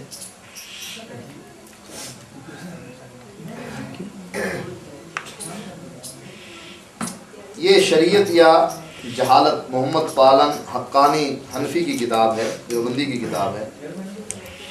कहते हैं हमारे हनफी मसलक में काफिर को भी ए काफिर कहना मना है, तो फिर एक मुसलमान को काफिर कहना और लोगों से कहलवाना कैसे जायज़ होगा? बड़ी शर्म की बात है कि हमारे ज़माने में बाज़ लोग फसाद, बुग़्ज़, इनाद और फ़िरका परस्ती के झगड़ों में मुब्तला हो गए हैं। अपनी पेट भराई के लिए दूसरों को लिहाबी, वहाबी, बिदती, गुमराह, काफिर, गैर मुक़ल्लिद वगैरह वगैरह कहते फिरते हैं। ऐसे लोग नफ्स परस्त होते हैं। यानी देवबंदी उलमा ने खुद इसकी तरदीद की कि ये जो गैर मुक़ल्लिद हम अहले हदीसों को कहते फिरते हैं, कहीं वहाबी कह देते हैं, तो ये सही नहीं, ये नफ्स परस्ती है। हाँ, अच्छा हज़रत, मसला ये है कि आपकी बयान सुना, आपका दर्स सुना, कुछ किताबें हमारे उधर हैं जो मेरे देखने में आई हैं, तो हमारे भी उलमा कराम आए, कोई बात नहीं बन सकी। कौल ऐसा था कि नहीं हो सकी बात बनी नहीं या बनाना नहीं चाहते थे? चले जो भी, आप बड़े हैं तो आप नहीं कर सकते, आप हकीकत बयान करें ना। तो नहीं, जो बात है, क्योंकि मेरा इतना शऊर वो नहीं है, पढ़ाई नहीं कि मैं वो करूं, तो मैं अब उनके पास भी इतनी किताबें थी, इससे चले कम होंगी, जिसमें आप इस बात को जरा वाज़ेह कर देना ताकि इसकी इब्हाम ना रहे। बात बनी नहीं या वो बनाना नहीं चाहते? वो तो आए थे, आपका तज्जिया क्या है? सही वो तो आए थे, के मुताबिक मैं बिल्कुल ना उनकी साइड ले रहा हूँ, अल्लाह को हाजिर नाज़िर जान के, ना आपकी। वो भी आए थे, लेकिन अब आगे यहाँ जगह कम, जो भी है वो उसको एक अलहदा कर दें, ठीक है? जगह का नहीं था, जगह यही कह सकते हैं। अब उन्होंने कहा जी कुर्सियाँ रखें, इस तरह बात, इधर से 4 यहाँ से बोलते थे, 1-2 वहाँ से, मसला गड़बड़ हो रहा था, बाहर जाके खप पड़ गई। हमने तो कहा था कि 3-3 आदमी आ जाएं, 3 हमारे होंगे। अब वो इतने बड़े मजमे को कंट्रोल कौन करे? उधर से कोई बोलता, हालांकि उनको वहाँ से मना, लाए क्यों वहाँ से? वो आपके किसी साथी ने वो पता नहीं कोई ऐलान किया, फिर इस तरह बात तो फैल जाती है। नहीं, लाने को मना भी कर, हम भी मिला सकते थे, हमने मना करे। चले बैठे, अच्छा चले जो भी। अब उनके पास जो किताबें थी काफ़ी, चले इससे कम होंगी, उसमें आपके जो पढ़े लिखे हैं उन्होंने हवाले दिए हुए, تو اب کس طرح وہ کیا جائے کہ کون صحیح ہے کون غلط ہے؟ وہ تو سارے وہ بھی اٹھا کے لائے اچھا تھے. وہ کون سی کتابیں لائے تھے؟ کافی کتابیں تھیں جس طرح یہ ہماری پڑھی ہوئی ہیں، فضائل اعمال ہے اور جو اسی قسم کی کتابیں لائے تھے جو عرف الجادی ہے، یہ کنز الحقائق ہے، یہی اس قسم کی کتابیں وہ آپ کے اس ہمارے علماء بھی کتابیں لائے تھے. جی. جب ہم نے یہ کہہ دیا کہ ہم اللہ اور اس کے رسول کی بات کے علاوہ کسی کی بات مانتے ہی نہیں، ٹھیک ہو گیا، جس کی بات قرآن حدیث سے ٹکرا گئی ہم مانتے ہی نہیں. اگر کسی نے لکھا غلط لکھا. جب آپ خود اپنے اچھا کچھ چیزیں ایسی کہ وہ انہوں نے کہا کہ آپ حدیث سے ثابت، انہوں نے کہا تھا کہ ہم کروائیں گے جو آپ کرتے ہیں. کیا ثابت؟ مثلا کوئی مثلا پہلے یہ کہ آپ تراویح 20 پوری پڑھتے ہیں آپ لوگ. دوسرا یہ کہ وطر میں جو ہاتھ اٹھا کے دعا مانگنی ہے وہ حدیث سے ثابت ہے. ہم کرتے، ہم سب کچھ کرتے ہیں. مسئلہ اصل میں یہ ہے کہ آپ اگر سمجھنا چاہتے ہیں تو آپ مسائل میں بھی پڑھے ہی نا. بنیاد کیا ہے؟ عقیدہ. جس آدمی کا عقیدہ کفریہ شرکیہ ہو اسے نماز پڑھنے کا فائدہ ہے؟ کوئی فائدہ نہیں نا. کوئی بھی عمل کرنے کا اسے فائدہ نہیں. ان کو یہ کہو کہ تم ثابت یہ کرو کہ اہل حدیثوں کے عقائد کفریہ شرکیہ ہیں. بہرحال میں اس کا فائنل بہتر یہی ہے کہ اس پروگرام کو دوبارہ ٹائی اپ کیا جائے. 10 بندے صرف آپ کے بیٹھیں، 10 ان کے بیٹھ جائیں. جنہوں نے بولنا ہے وہ بولیں، آپس میں مناظرہ بات کرنی ہے، اس کو کلیئر. کون کرے گا؟ میں اپنے ان کو کہوں گا کہ میں تو وہیں تھا آخری ٹائم تک، میں نے ان کی بات سنی، مجھے تسلی ہوئی، کوئی مسئلہ نہیں ہے. لیکن بہتر یہ ہے کہ اگر زیادہ بھی بیٹھنا چاہتے ہیں آپ وہ کریں اور کوئی اس کا کلیئر کریں، وہ اپنا بولیں، آپ اپنا موقف ساتھ. اچھا فرض کریں آپ کی بات پر وہ تیار نہیں ہوتے، نہیں آتے، پھر کیا ہوگا؟ پھر وہ غلط ہوں گے. تو غلط ہوں گے. صحیح ہے. ہم آپ کو اجازت دیتے ہیں، ٹھیک ہو پوری اجازت دیتے ہیں. ٹھیک ہوگی. آپ جائیں 10 آدمیوں کی بات ان سے طے کریں. ٹھیک ہوگی. کہ 10 آدمی ہم آپس میں بیٹھ کر گفتگو کریں گے، چاہے وہ 10 علماء لے آئیں چاہے وہ عام آدمی لے آئیں. لیکن اس میں یہ ہے کہ کچھ جس پہ وہ بات کرنا چاہیں آپ کریں گے، جس پر بات نہیں. ہم پہلے عقیدے پر بات کریں گے. جیسے آپ نے پہلے یہ بات کہی کہ عمل کا کوئی فائدہ نہیں اس وقت تک جب تک کہ عقیدہ صحیح نہ ہو. ہمارا یہ دعویٰ ہے جس کو ہم ثابت کریں گے. اگر نہ ثابت کر سکے تو ٹھیک ہے، وہ کہہ دیں جی عقیدہ تو ہمارا صحیح ہے دونوں لوگوں کا. ٹھیک ہے. اگر یہ عقیدے پر پہلے بات ہوگی ہماری، سب سے پہلے اپنا وہ مواحد ہونا، چلیں ہم آپ کو ایک اور چھوٹ دیتے ہیں. ان کو یہ کہیں کہ اپنے آپ کا مسلمان ہونا امام ابو حنیفہ سے ہی ثابت کرتے ہیں. قرآن حدیث تو دور کی بات ہے، لکھ کے دیں.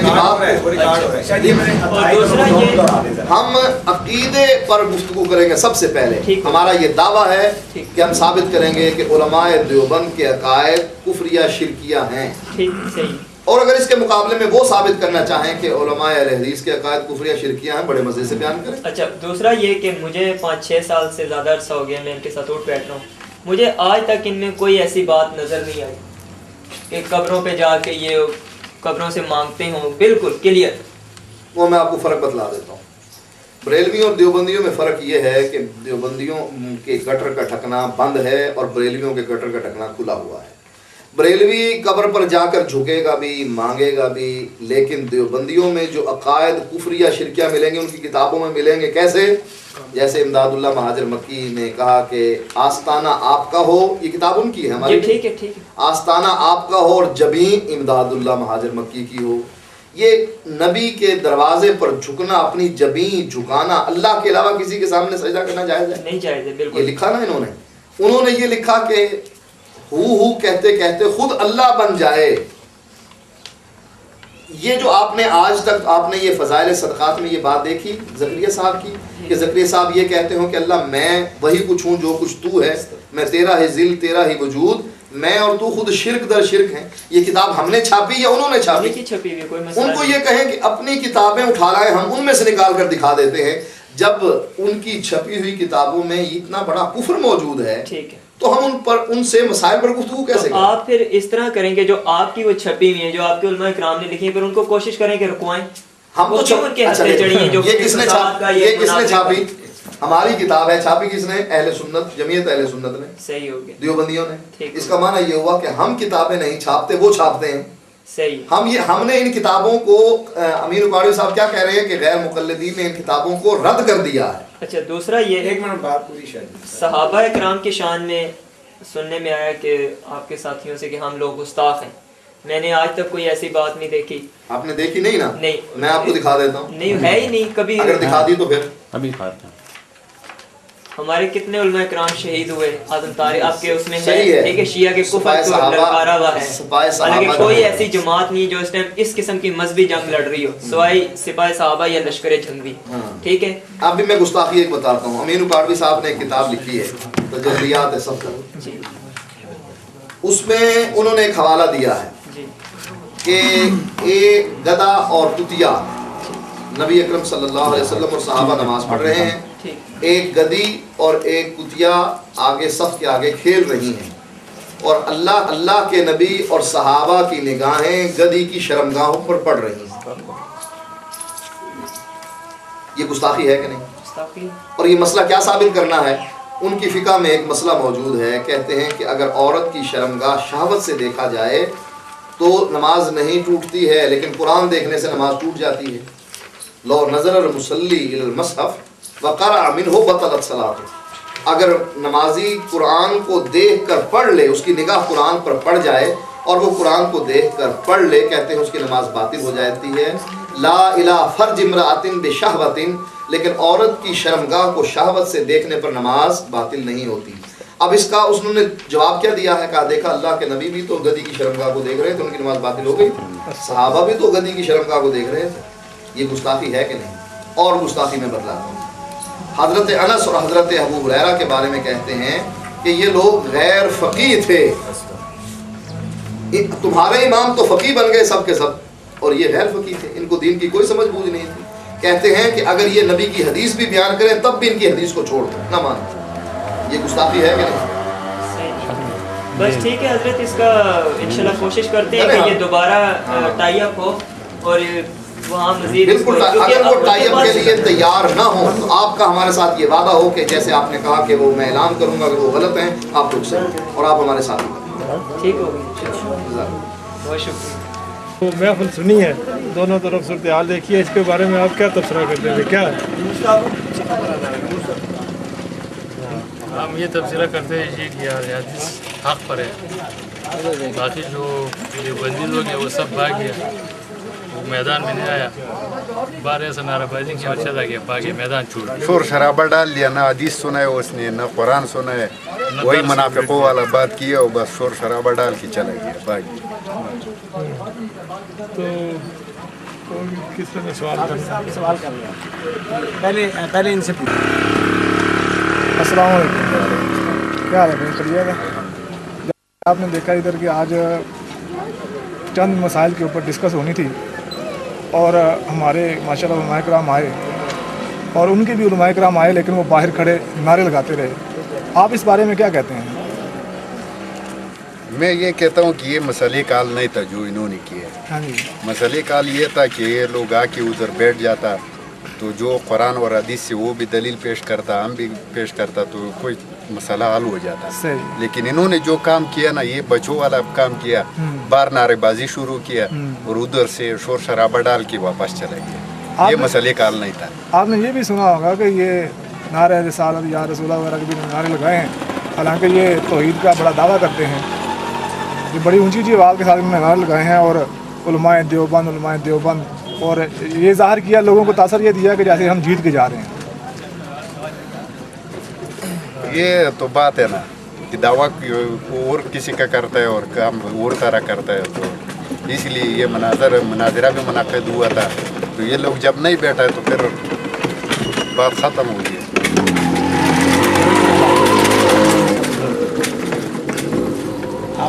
بھائی آپ نے کیا دیکھا ہے آج جو سارا معاملہ ہوا ہے, اس میں آپ کس کو کیا نام ہے غلطی کے اوپر سمجھتے ہیں؟ بھائی جی اصل ہمارا جو دیکھنا ہم نے یہ تھا کہ امن سے بات ہو جائے, کوئی شرارت نہ ہو. تو جو امن سے بات ہوتا ہے اس کے لیے تو یہ ضروری ہے کہ قرآن و حدیث پہ آرام سے بات کیا جائے, تو تب بات ظاہر ہو جاتا تھا. مگر انہوں نے کافی بندے اکٹھا کیا, وہی بندے اکٹھا کیا جو مومن نہیں تھا.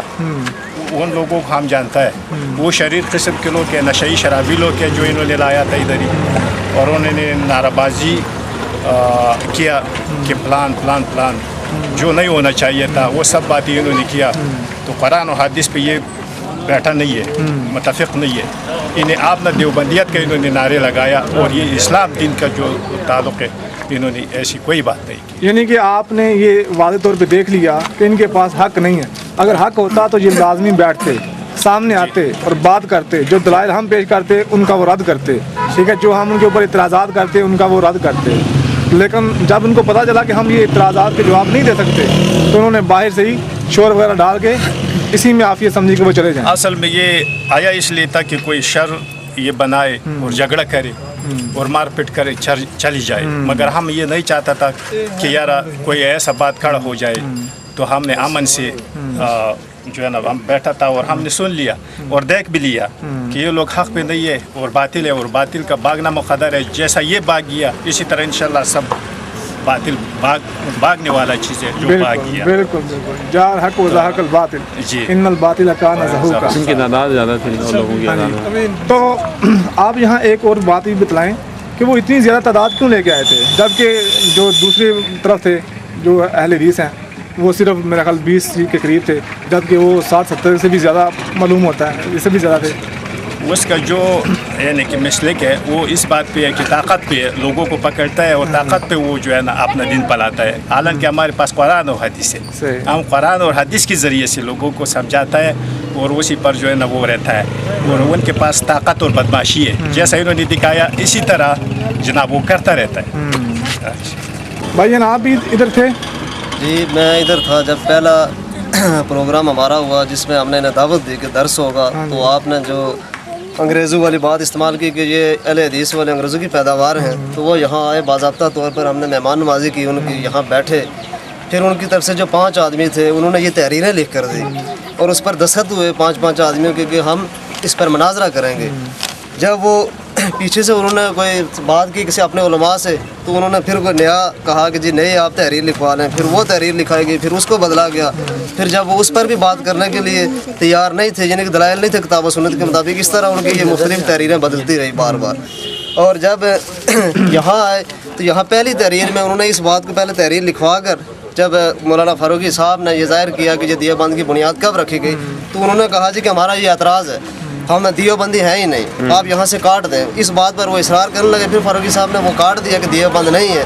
तो आज जब उन्होंने कहा जी हम हनफी हैं, तो आज जब उन्होंने नारा लगाया तो उस नारे में ये बात उन्हीं की बताई हुई बात थी कि हम दियोबंद नहीं, उसी पर वो नारा लगवाया कि नारा रसालत या रसूलुल्लाह और दियोबंद मसलक जिंदाबाद। वो जिस आदमी की ये ज़बान ही नहीं कि वो मिंबर रसूल के पास बैठ कर कहता है कि यहाँ से काट दें, हम दियोबंदी नहीं हैं, तो आज जब मुनाजरे के लिए आए तो दियोबंदी के नारे लगवा रहे हैं। ऐसे लोगों के साथ क्या मुनाजरा हो सकता है जो किताब व सुन्नत का इल्म नहीं रखते, सिर्फ जालत पर जोर दे रहे हैं लोगों को और लोगों में ये तासर दिखाना चाहते हैं कि हमने नारेबाजी की, हम बाहर हैं। उनके पास दलाइल होते हैं तो वो आराम से बैठते और बात करते किताब व सुन्नत के मुताबिक, लेकिन दलाइल ना होने की वजह यही थी कि लोगों का मजमुआ इकट्ठा करना, लोगों को इकट्ठा करना और फिर शोर शराबा करके वापस चला जाना। मकसद उनका सिर्फ इतना था कि लड़ाई झगड़ा होगा जिससे ये साबित हो जाएगा कि हमें मौका नहीं मिला बात करने का, इसलिए हम बात नहीं कर सकते। ठीक है जी। वो बंदा वो जीता मैदान में खड़े होते, जो मैदान से भाग जाते वो हार होते। उनके पास जवाब नहीं था कि अल-हदीस मौली को हमने जवाब देना है, न उनके पास मौली था। वो आया था कि लोंडे और जो जुई खेलने वाला, उसमें बंदा कोई भी नहीं था। वो सिर्फ इसके लिए आया कि हम भी जारी करें और अपना शोशा बनाए वापस आ जाए। लोगों को कहने कि उन्होंने कुंडी लगाया और वो उन्होंने दरवाज़ा नहीं खोला। हम गया था बात करने के लिए, लेकिन उन्होंने हमें मौका नहीं दिया। फिर रौनक के लिए कि आप हमें जो है ना रौनक बनाए, बाकी उसमें बंदा कोई बेसरा नहीं है। न देवबंदी का जो है ना ज़ुबान है, न वो अल-हदीस को कभी जवाब दे सकते। इनके लिए उन्होंने बड़ा दूर से जो है ना बंदे मंगाए कि हम चलो लड़ने के लिए तैयार हो जाए या झगड़ा हो जाए तो हमारा ताकत ज़्यादा हो जाए, उसकी ताकत कम हो जाए, हम ताकतवर बन जाए। बाकी जब मैं आखिरी ये बात कर रहा हूँ कि जो मैदान छोड़ने वाला होता है वो जीता नहीं होता है। तो जिस तरह भाई ने कह दिया कि उन्होंने जो है ना वो बंदे लाया कि वो ना कभी इस तरह बंदे भी तक कि कभी मस्जिद गया भी नहीं। उनको मस्जिद जो है ना बैठने उठने का मस्जिद का पता भी नहीं था, असूल का, कि मस्जिद में असूल क्या होता है, मस्जिद में किस तरह नमाज। अगर इस्लाम का बात है तो इस्लाम में इस तरह बातें करनी चाहिए कि आराम से बैठ करके, या मस्जिद में हो जिधर भी हो, कुरान मजीद का बातें हो तो आराम से करना चाहिए। 2 नहीं करना है, 4 नहीं करना है, 10 नहीं करना है, लेकिन आराम से। ये नहीं कि मैं जो है ना इस मालूमात के लिए आया हूँ मैंने हदीस पढ़ना है, ये पढ़ना है। अब वो मैंने झगड़ा करना है या जो है ना मतलब है कि किसी को गाली देना है, बुरा भला कहना है, रोडों पे जो है ना नारे तकबीर अल्लाह अकबर, ये भी कोई बात होती है। हमने हिंदू के साथ लड़ रहे कि नारे तकबीर ये जो है ना पढ़ना है। जज़ाकुमुल्लाह जी। तो आज ये मसला हुआ है। जब पहले हमने दावत दी तो उसकी एक तहरीर बनी थी कि 5 बंदे होंगे उलमा के अलावा, लेकिन इन्होंने इतने ज़्यादा बंदे लाए हैं जिससे साफ ज़ाहिर होता है कि ये कोई इल्म को समझने नहीं आए बल्कि झगड़ा करने आए हैं, शरारत करने आए हैं और नारेबाजी करते हैं। और नारेबाजी इन्होंने बहुत किया बाई रोड में। ठीक है जी, जज़ाकुमुल्लाह।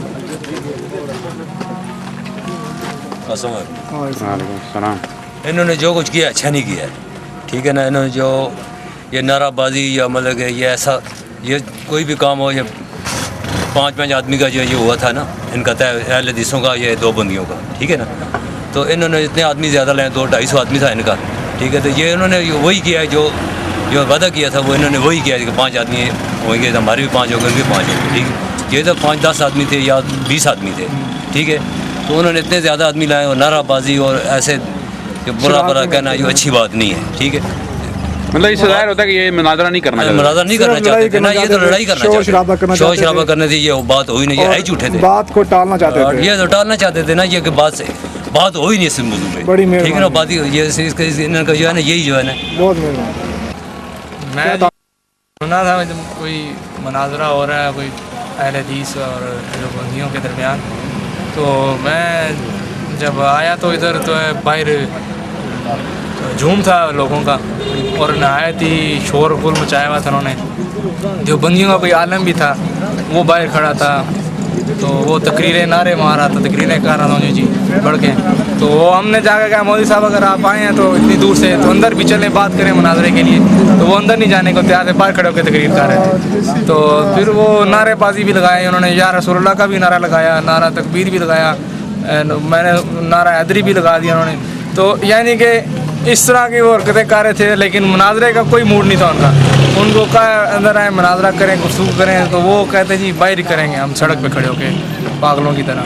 तो मैंने समझाया, मैंने कहा जी अंदर आए, तो वो निकला था। बुजुर्ग, आपके क्या तासरात हैं जो आज आपने देखा है इसके बारे में? मुझे ये देखने में आया कि जिस वक्त हमारे जो आलम है वो तालब साहब उन्होंने कहा ना कि ये इस मौजू पे यानी शिरक और कुफर हम साबित करेंगे आलमों को, देवबंद के आलमों को, यानी कि देवबंदी जो है उनका कुफरिया शिरकिया इत्तेकाद साबित करेंगे। उस वक्त वो जो है ना, उनमें से जो 20 आदमी बैठे हुए थे ना, उनमें से जो उन्होंने जाकर वो आलम को बताया है, और इस वजह से वो अंदर नहीं आए हैं कि ये हम इसमें जो है हमारे सारे वेद खुल जाएंगे। और इसलिए उन्होंने वो जो पहला मुआदा था 20 आदमी का, उसके उन्होंने कहा कि 50 आदमी होने चाहिए या सबको जाना चाहिए, ये एक झगड़ा खड़ा करने वाली। बड़ी मेहरबानी जनाब। ये आप के क्या तासरात हैं इस प्रोग्राम के बारे में? सर जिस तरह सारे बंदे अगे बयान किया है कि बहुत ज़्यादा शोर शराबा सी, तो कोई गल करने का तरीकाकार नहीं सी।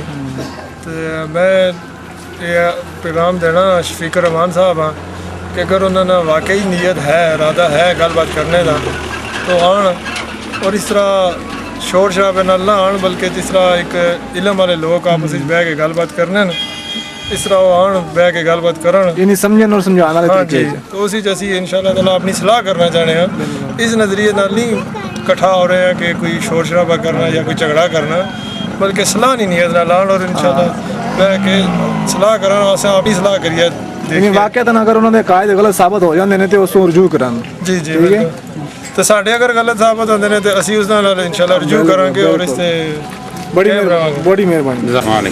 मेरा शोबा तो मिस्त्रियन है, लेकिन मैं मुख्तसर की गल यही करसा कि मेरा घर डिसाइड इस वास्ते होया सी कि मुनाज़रा हो जाए। उस तो पहले जी लिस्ट मेरे को भी चुकी है इस टाइम, उन्होंने गल की सी कि असीं 5 बंदे आके तो मुनाज़रा करना। ठीक जिस टाइम दरसे कुरान पाक की गल हुई असां दरसे कुरान पाक करना है, उन्होंने मैं कहा कि तुसीं अगर दरसे कुरान पाक सुनना है तो फिर मुनाज़रे का कोई तलक नहीं, तुसीं आ जाओ दरसे कुरान पाक वास्ते, असीं तुहानूं तुहाडे सवालों का जवाब देने वास्ते तैयार। लेकिन इस चीज़ वो कैल नहीं हुई, उन्होंने कहा कि साढ़े उलमा ने भी आना है। मैं क्या कि तुहाडे उलमा ने आना है, तो फिर जी शरायत साड़ियाँ तय हुई ने, इस तो पहले लिस्ट भी मेरे को चुकी है कि जी शरायत तय हुई, उसके मुताबिक तुसीं आ जाओ, आके तो साढ़े नाल गल करो।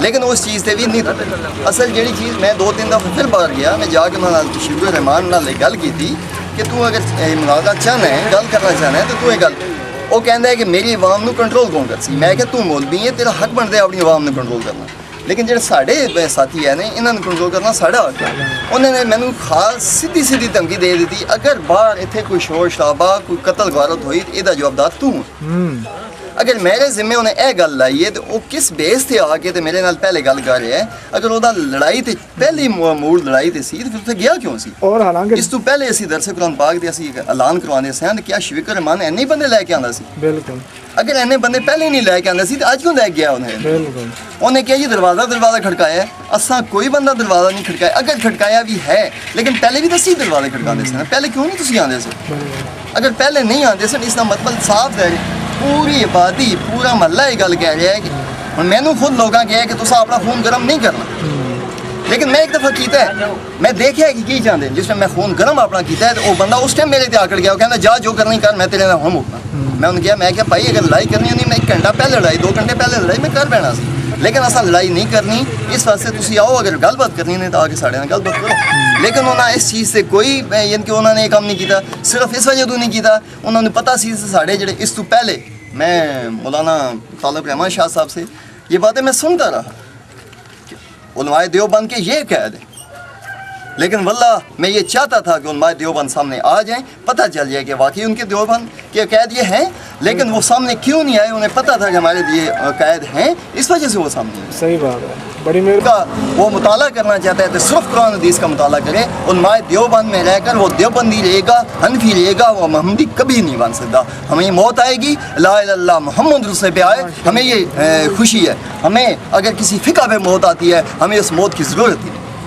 شہادت توحید کی علماء دیوبند سے بھی ہم یہ سنتے ہیں کہ ہم توحید پرست ہیں ہم نعرہ رسالت نعرہ حیدری یا ایسے کام نہیں کرتے ان کی اس سے پہلے میں عزت کرتا تھا اس علاقے میں اہل حدیث ہونے کے باوجود ان کی عزت میرے دل میں تھی اور ہمارے سب مولوی صاحب یا جتنے بھی انتظامیہ سب جانتے ہیں کہ معاویہ جو ہے ان کی عزت کرتا تھا لیکن جب میں نے ان کے اس پروگرام میں یہ سنا ہے کہ نعرہ رسالت نعرہ حیدری تو میں ان سے بالکل بیزار ہو گیا ہوں علیحدہ ہو گیا ہوں کہ وہ اتنے علماء ہونے کے باوجود اتنے ان کے شیخ الحدیث ان کے وہاں سب کھڑے تھے اور انہوں نے کسی کو بھی نہیں روکا کہ آپ یہ کلمات نہ کہیں کیونکہ انہوں نے اس لیے نہیں روکا اور ہم نے یہ بات کہی تھی یہ جتنے لوگ ہیں دوسرے لوگ کھڑے ہیں ہمارے ساتھ وہ سب چلے جائیں اس لیے میں ان سب سے بیزار ہوں برادران اسلام آج جو بھی منظر ہم نے دیکھا یہ منظر اس سے پہلے میں بہت دفعہ دیکھ چکا ہوں کہ یہ علماء دیوبند کا یہ وتیرہ ہے کہ یہ ہمیشہ حق کو چھپانے کے لیے ان کے پاس یا پولیس المدد کے نعروں کے علاوہ اور اس کے راہ فرار کے علاوہ کوئی ان کے پاس طریقہ نہیں اس سے پہلے حضروں میں بھی انہوں نے ایسے ہی جھگڑا کیا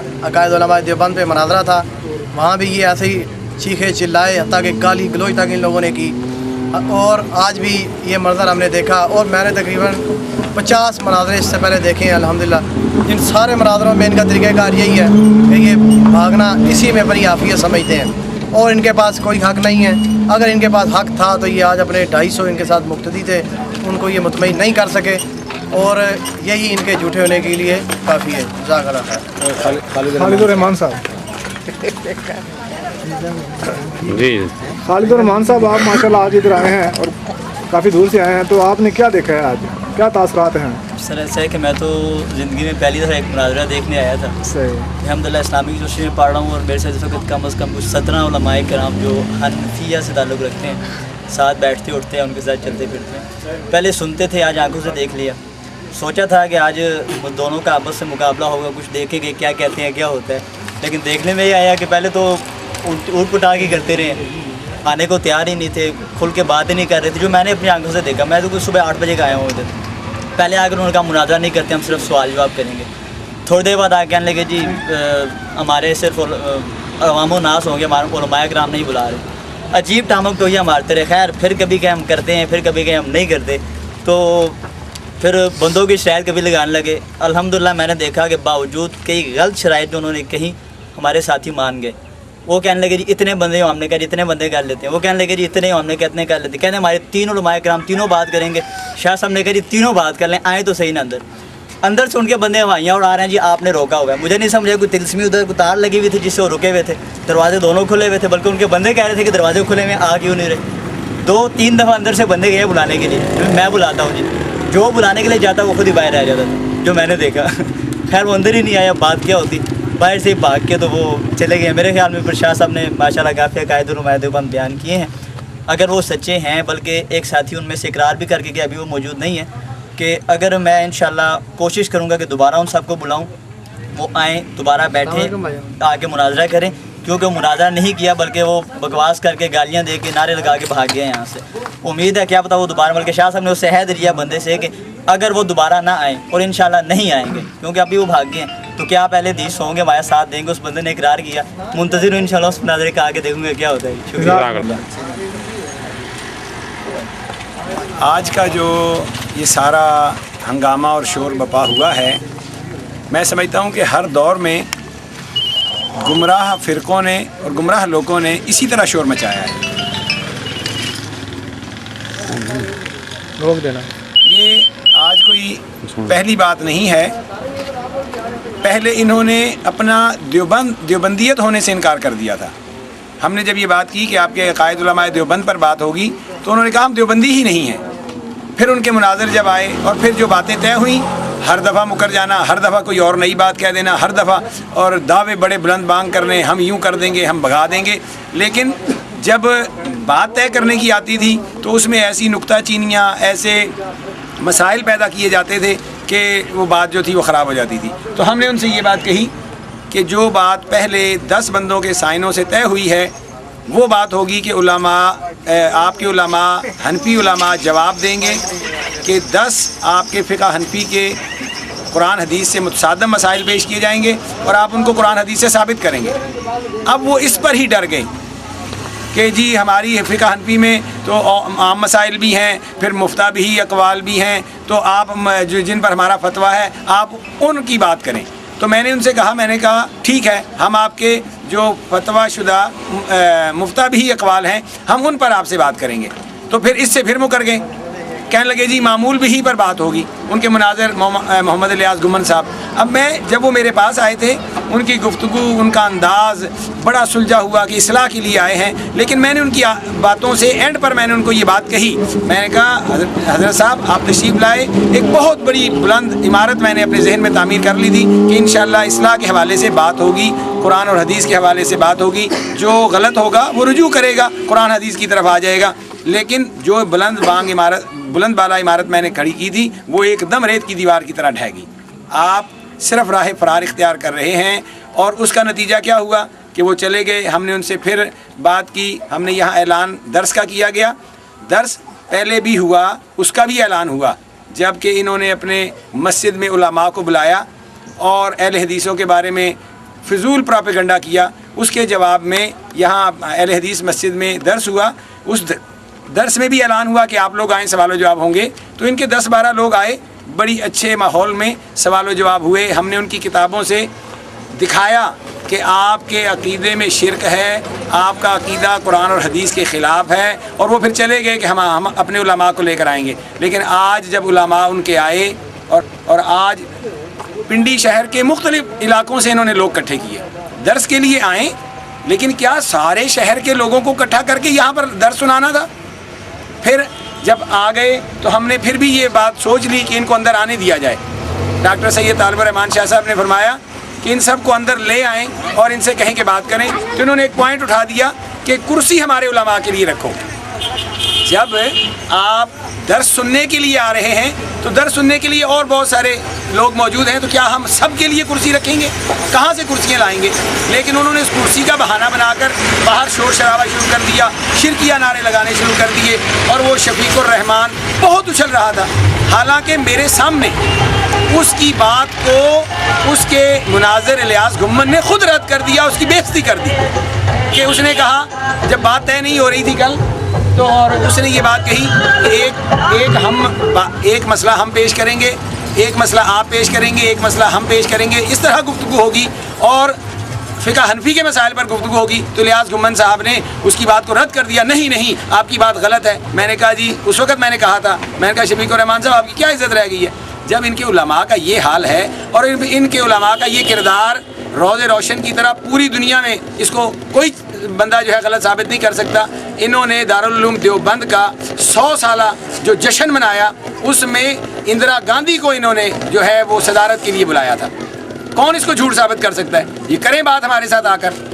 हम तो ये बात कहते हैं कि इफ़हाम व तफ़हीम से एक बेहतर अंदाज में उलमाए देवबंद, जिनको बड़ा काबर उलमाए देवबंद और नारे इनके लगाते हैं, वो सारे नीचे इंदिरा गांधी के कदमों में बैठे हुए थे और वो कुर्सी सदारत पर ऊपर बैठी हुई थी।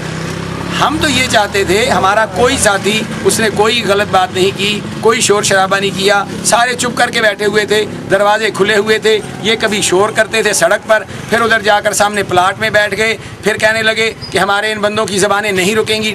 शफीक रहमान कह रहे हैं कि हमारे इन बंदों की ज़बानें नहीं रुकेंगी, इनको हम नहीं रोक सकते। भाई आप अगर अपने दोस्तों को लाए हो, सारे शहर से इकट्ठा किया है, तो इनको रोकना आपका काम है। और फिर सबसे बड़ी बात, उन्होंने मुनाजरा या ये गुफ्तगू क्यों नहीं की? डॉक्टर सैयद तालिबुर रहमान शाह साहब ने जब उनके जो अंदर 15-20 बंदे बैठे हुए थे उनके सामने ये बात की कि चलो अगर वो हमारी पिछली तहरीर को उस पर बात करने के लिए तैयार नहीं है, दर्स के लिए आए हैं, तो चलें आएँ।